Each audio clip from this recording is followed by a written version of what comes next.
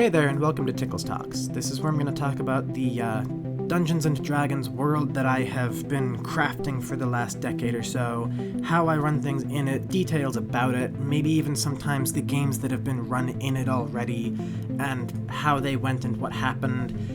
And the idea behind that is just to kind of give some inspiration out there to people who might be looking for some, maybe just a direction on how they might want to take things, ideas to mull over.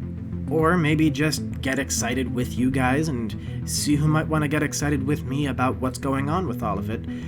And of course, to get inspired by anything you guys might want to tell me in the comments, any recommendations or any ways that you happen to do things. Today we're going to start off with Assassins and Thieves, because those are things that have been very much on my mind lately. Of the two, Thieves seem to be the more popular one, which I totally understand. Not too many people are really into the whole assassin thing. I think most of that is because it can be a little hard to play when one character is a hired assassin and the others aren't.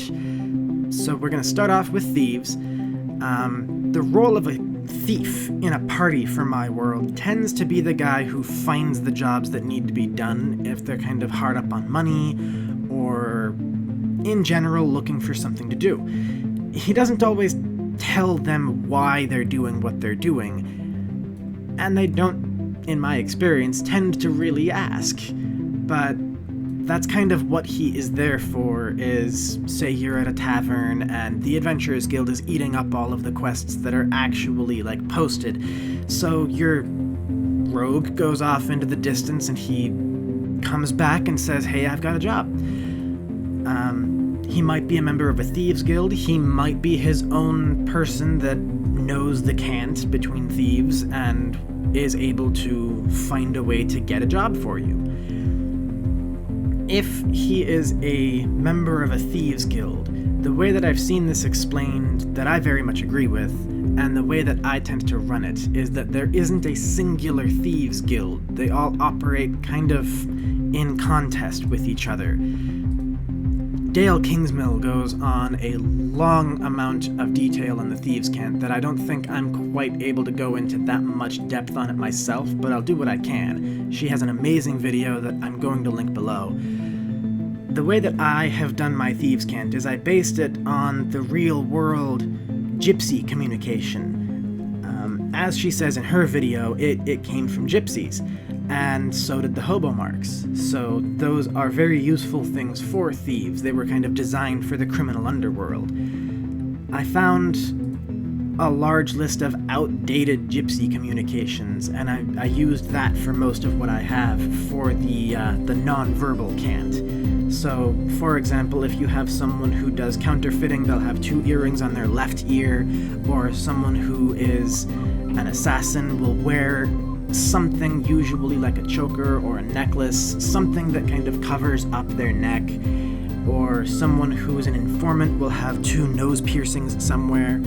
And as Miss Kingsmill even says in her video, you can't just walk up to these people and, hey there friend, I see you're in the crime business as well, can you give me some information? So you come up and you feign familiarity. And it turns out that a lot of what was done with that back in the day, and may be done today, is kind of genius. So most of what I have here, I can't take credit for, but I do use it. It came from the video that Miss Kingsmill showed out, it came from a couple of ideas from different people I've talked to on different forums, and it came from finding out what the gypsies themselves actually used to do. So when you would be looking for a job, you would display this kind of brand almost. You would have some kind of a piercing or some sort of jewelry or some sort of decoration in a specific area, and they would come up and they would start talking to you like you were an old friend or even a family member.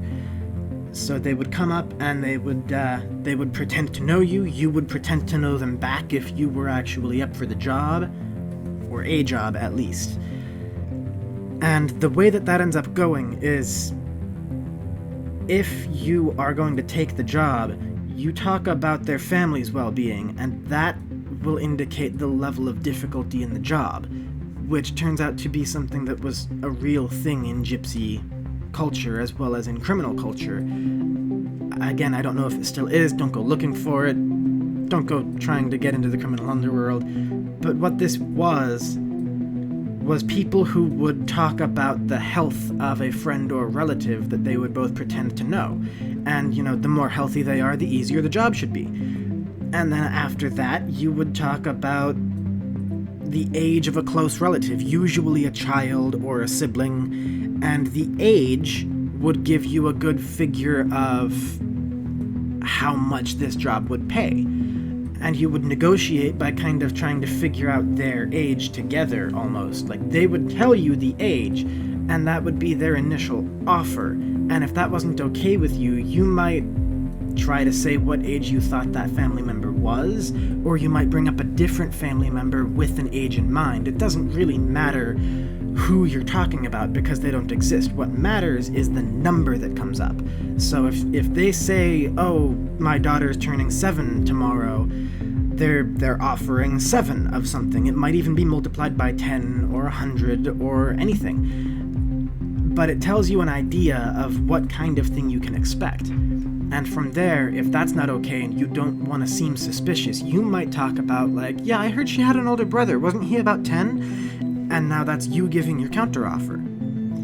And they had their own way of sort of negotiating with that without getting seen or really drawing any suspicion. And then in the world that I have here, I also have used a sort of inter-guild speak.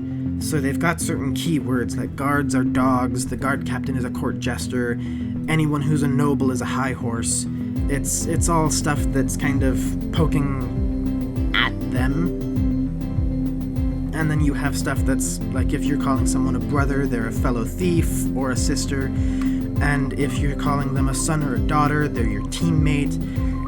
If they're the father or mother, they're the team boss. Granddad and grandma are the employer, and an uncle or an aunt would be a recruiter. So if you're talking to someone about your aunt and about the problems that she's having, you're kind of underneath that saying, I've been approached by a recruiter offering me this job and I need a team, so can I count you in? And then if you're talking about your close friend, you're talking about a fence, and you're kind of telling someone where they can find this friend so that they can go and fence out their stolen goods. Informants are a different subject on their own. You treat them kind of like they're an old friend you haven't seen in a long time, and you talk about, hey, I'm new here, can you show me around town? So that you're asking about what is there here that I should look out for. And they might tell you about, for example, somewhere that the dogs like to go walking, or somewhere that the court jester likes to dance. And what he's saying there is, these are areas where the guards or the guard captain usually make a heavy presence. Or if he's talking about, for example, I know there's this really nice shop across from the clock tower, you might check it out. And if he sets down a certain card of a certain face of some sort like that, he's telling you that this shop has something very valuable that you might want to take a look at. But the face of the card also matters.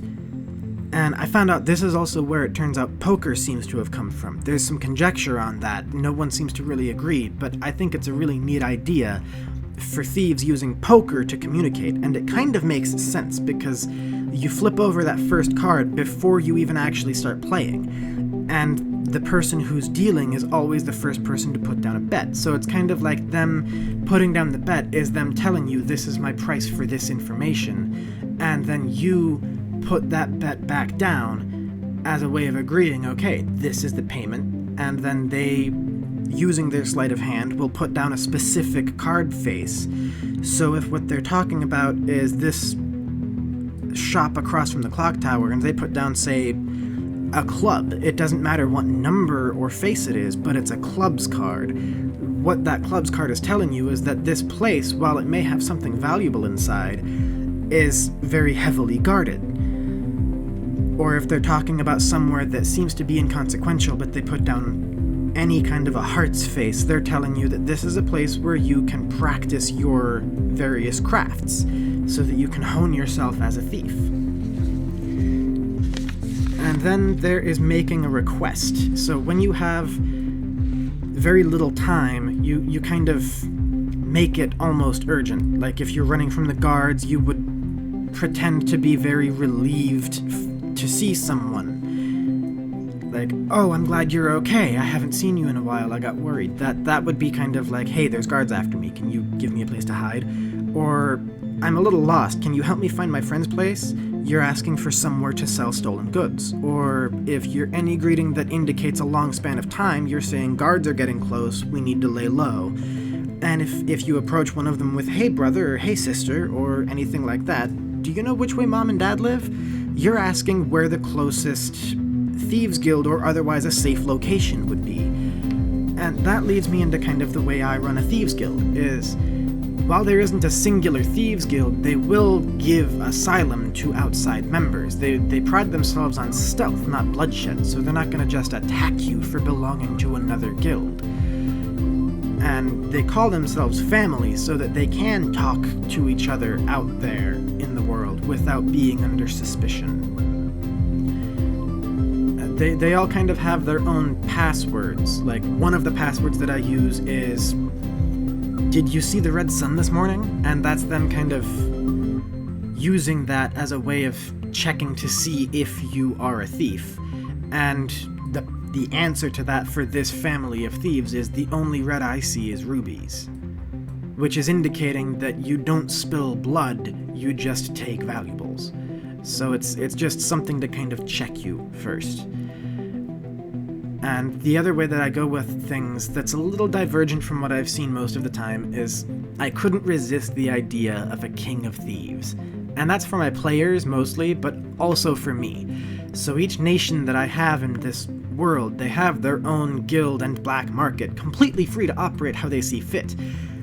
Each guild has a unified cant that was designed by the latest king of thieves in this world, so all of the different thieves know this. He's kind of spread it around.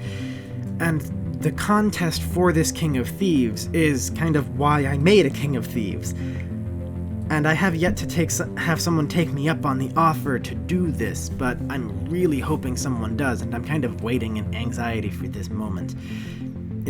What I have is there is a single version of the crest that symbolizes thieves, and it's made out of solid diamond embedded into a bar of platinum. And it is extremely valuable, but no one sells it. Whoever owns it and makes it known is the new king of thieves. But there is one rule unified among all of the different families. You can't kill anyone to obtain it. So if you pop up and make it known that you have it, and even within a couple of days from that, someone finds the former king of thieves or anyone he might have had guarding it dead, there is immediately a contract put out with the leader of the closest assassin hive. And we'll get into assassin hives a little bit later on, but your name is now on a list of people that this assassin leader has to kill, and your days are numbered. And then once the person who killed someone to get this crest has been killed, the assassin leader keeps the crest and continues the contest by forcing another thief to eventually steal it from him. So in that way, you keep people honest, because there is always the threat of, well, if you kill someone, you're gonna be ending up dead. And there is always the insurance afterwards that whoever does manage to obtain it, if they're not the stealthiest thief out there, they are still stealthy enough that they are, at least for now, worthy of the title. And the perks that it comes with are, you get, I think it was 10% of the total profits pulled in from all of the different families. And that operates in a fun little way, is the black market has its own accountants and charters that keep track of which thief stole how much, and you get 10% of the value of each thief's earnings. But you also have to kind of be trusted as a respected figure among the Thieves Guild, because as the King of Thieves, while your word is not law, because they are still free to do as they please, it is highly respected, and it's kind of trusted to you to go out and find potential Thieves Guild members, as well as merchants that might be willing to kind of bend their moral compass a little bit and sell and buy on the black market. Especially ones that will sell things that are non-lethal poisons, or different gears for disguises, or overcoming obstacles. And the only thing that any thief is given is a dagger with a hollow compartment inside of the handle, and it has a scroll that has all of the different signs, which is where I've incorporated the hobo signs. And it shows you which ones mean what, and I don't have that, actually in my campaigns for which symbol means what, because that honestly is just a very tedious amount of effort. It's already enough to ask your players to have this list of the different non-verbal things out there, but to also make them have that and a whole list of which mark means what if it's put where, that's just too much, so I'm not gonna bother with that ever. But it gives you that, and what I always do when I'm running the games is I just tell someone, you recognize this symbol means that, and I try to make sure the other players understand. They don't recognize what this means, they just know it's some funny little symbol. But that's the one thing that they're given that's physical. But the reason why they have incentive to join a Thieves Guild in the first place is because it means a couple of benefits. It also means a couple of drawbacks, like everything. So, on the benefits, when you're in a Thieves Guild family, you're considered protected by this family that you're in, the guild to which you personally are aligned. They're your family now, so they will help you a little bit with some advice, or maybe even a job now and then. And it also gives you an area where you can practice, and it also gives you a way to find the different places that you can advertise your skills, or even maybe hire some help with some illegal jobs. But there is also a drawback. You can't steal from everyone. That's kind of a double-edged sword. Not everyone can steal from you safely. If a rival thief steals from you, from a container that you have used the mark that identifies it as belonging to a thief from your family, and you can give an account of the contents in this container, anything stolen in it that gets found in the black market is going to be confiscated, and the thief responsible is going to wind up being tracked down, if you're in good standing with your family. If you're not, they might just keep the item for themselves and tell you that they couldn't find them anywhere. So there is still a social aspect to all of this, because they are still in competition with you. So that's the way that I handle my Thieves Guild, and I really hope that that helped some people out there. If it did, feel free to let me know. If it didn't, I'm sorry. If you have any ideas you'd like to kind of throw out there in the comments, go for it. I love seeing the ideas that people come up with, and I like to have them bounced around. Moving on to Assassins Guilds. That one is a little bit trickier. So, I end up calling them hives in the world that I've run. They don't work on the Thieves' Cant. But though many of them are aware of it, and they're usually the ones that are willing to advertise things like I kidnap people, or I kill people, or things like that. The more life-threatening to yourself as well sort of jobs. But they all operate with a single goal in mind, and that is to produce the cleanest, most untraceable kill. Outside of 3 rules, every hive in my world has their own set of codes. So, what I recommend for that, at least on some base level, is in order to keep a sort of balance, so that if you have a player that's mingled in with the Assassin's world, it doesn't just get thrown into chaos. The rules that they have to operate by are you do not kill without being paid to, You don't operate within another hive's territory, and you don't kill another assassin unless you are ordered to. Now, they all have to have a sort of sign to make it known to other assassins that they're an assassin, but it needs to be something small, something that doesn't tell people who don't know what to look for. So what I've done is I have these little black coins that have a unique symbol that changes for each individual hive. When they're working, they'll place this coin outside of a building or a door, somewhere where keener eyes will see it. And this is a dual-purpose reason. It tells other assassins there's someone at work in here already. And it tells rogues and thieves that know what to look for that you're in there doing this, so that you don't accidentally kill some thief that might just be after something valuable in the crossfire, because you're not going to want to kill them unless you've been paid to. And the only reason why there is a rule against killing another assassin without being told to, or operating outside of your hive's territory, is to avoid a war between different assassin hives. There is no one above all. They don't have their version of the King of Thieves or a chief or anything like that. They all just kind of operate on a mutual understanding, not even really respect, just the knowledge of we're all rather deadly people that would rather continue living ourselves and would really like to not draw the attention of every guard in the world on us.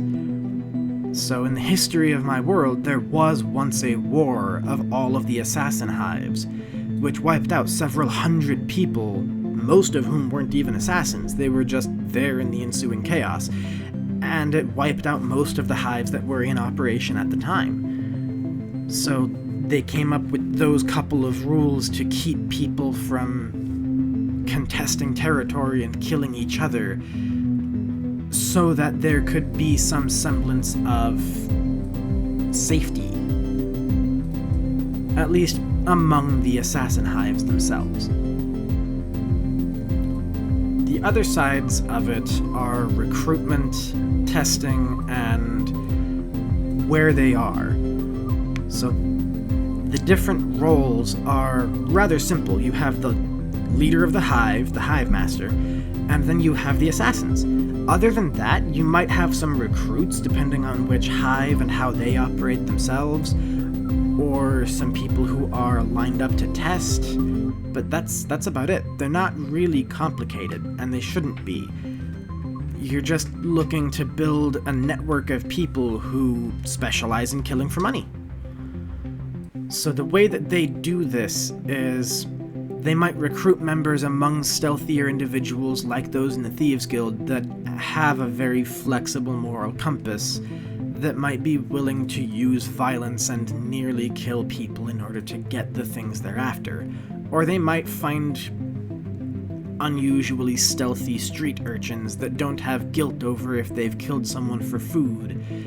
People in general who they can see you don't have a problem killing if it means that you survive and gain, and you don't just kill with no reason. And they try to get to these people before they slip past that into murderer territory, where they just wind up as a random street killer or a thug for hire.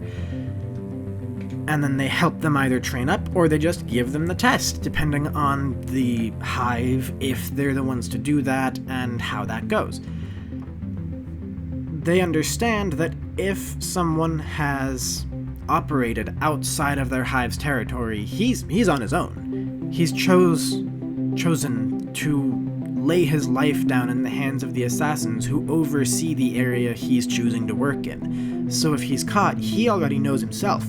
His own hive isn't going to help him. No one will. But there is still an amount of trust there between the hive members. It's the knowledge that as long as they haven't betrayed their hive or broken the rules, they'll have help and can rest easy knowing that the other members of their hive aren't just going to simply kill them, or take a contract to kill them. So in the occasions where someone is trying to hire an assassin to kill one of their hive mates, the typical response would just to be decline the job and turn away, and tell the assassin that is the intended target, someone wants your head. But it isn't really frowned upon if the person trying to pay someone to kill this assassin might disappear with their gold altogether. There are still freelance assassins out there, of course, and some of those serve as another method for hives looking for members, but they also serve as a way for those looking for the assassination of a guild member assassin to wind up dead, potentially. The only identifying item outside of a coin that I have is a special mask that is enchanted. It's given to the hive leaders specifically. They tend to take on the harder jobs themselves or spend their time training new assassins, and what they're given are these enchanted masks. These masks on the front are completely solid and have no face, no eye holes, no nose, they have no features. But it is enchanted. It allows them to cast an illusion on the surface of it to look like someone else, or even themselves, as well as also allows them to see through obstructions for up to 30 feet, including the mask, as well as an additional 30 feet after that, as though they have dark vision. And the different ways I have them operating are, one hive will have a teardrop on their coin, and they recruit people by finding morally flexible members of thieves guilds, or promising children with stealthy natures. They'll test people by having them use a fake poison on the guard captain, or another one will have a noble seal in order to kind of signify they're operating underneath the noble's banner, and that one is one that actually is under noble contract. They will find people who have very stealthy ways of life, but the most common way that that particular hive recruits members is they buy children, and then they train them, and they treat them as animals until they're brainwashed and they're loyal to the hive master. They don't tend to let outsiders test for entry, but the trainees are expected to survive a contract without dying and without getting caught, and if they are caught and do end up dead, they don't have their coin yet, so they don't have a way to mark them as an assassin. And that's just one of the ways that I have all of this set up, so I would say think of it for yourself and figure out all of the different ways and the different gradient along the morally broken and flexible ways of thinking that an Assassin's Guild could think, and have fun with it. Make one for every different piece of that gradient you find. Maybe there's one that considers themselves a good Assassin's Guild in some way or another, so they don't actually go out searching for people. They end up waiting for people to be crafty enough to contact them, and all you have to do is steal something from existing members. But there should be an element of deadliness in there for true motivation, so they don't tell the people who are being stolen from that someone is coming to steal from them, and they are assassins. They have no problem killing someone who's trying to take from them. So if you wanted to really put something on the line there for both sides, make them steal the mark that the assassins carry that marks them as an assassin, that allows them to continue being a member. And in that way, they have motivation to kill someone who steals that, as well as, on the other end, to not get caught. And that's just my thought on the Assassin's Guild and the Rogues Guilds and the different Thieves' Cant aspects. And again, on the Thieves' Cant, Miss Kingsmill goes into a much better explanation, much more detailed, and the link that she has in hers with the whole form that she made is far more well fleshed out. I'm still kind of getting into this a little bit, but that's part of why I made this video, is because I'm so excited about it. And I'm really hoping to get some ideas, and also to give some ideas as this whole thing goes along. Until next time, I'm Tickles. Have fun. Make sure to comment if you have any ideas. Subscribe if you like what you hear. And I'll see you next time.